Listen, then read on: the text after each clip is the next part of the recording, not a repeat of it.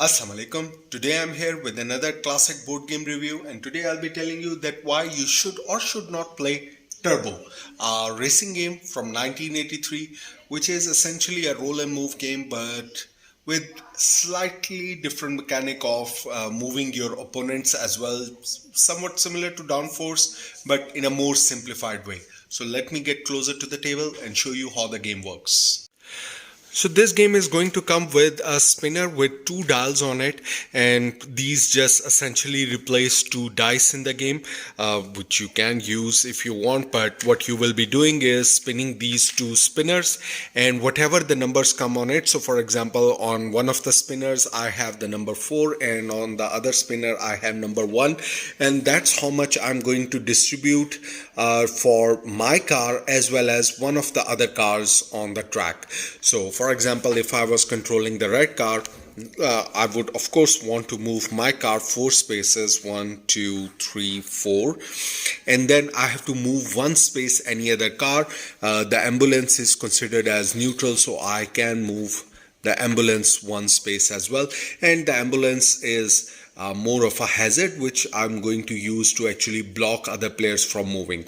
The other players will be doing the same. They will be rolling the spinner and then moving their cars based on whatever number they get, as well as moving either the ambulance or even the other players, so that you can move them in kind of a blocking space. There are the turns, then there are some blocked areas on which you cannot move, then some hazards of the icy zones.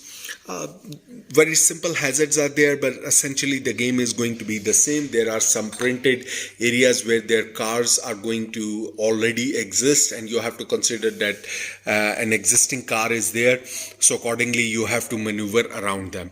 But the gameplay is very simple. You will just roll and move and try to throw other players into such kind of situations or on bigger turns where they are unable to move. Once you, for example, reach one of these yellow curves, you want to move your opponent into the bigger curve while moving yourself into the smaller curve, so that you don't have to you are able to move faster, whereas they have to take a longer turn and stay behind. And that's how you win Turbo once you cross the white flag. So that was the quick introduction of Turbo, a very simple racing game. Again, if you're looking for a deep strategy racing game, then Turbo might not be it. It has some DNA which was found later in games like Downforce, where you are moving your car as well as opponent car. But of course, in the modern times, you have games like Downforce, which are much better than this one. But if you want a much more simpler version of that, a very filler weight game, much easier to play, much easier for very small kids, then Turbo might be one of those classic games. So if you do find that in a thrift store, you can still play it. I remember playing this game a lot with my brother, so you can have the same kind of fun if you have small kids. But otherwise, if you're looking for a deep game, I would recommend checking out Downforce instead.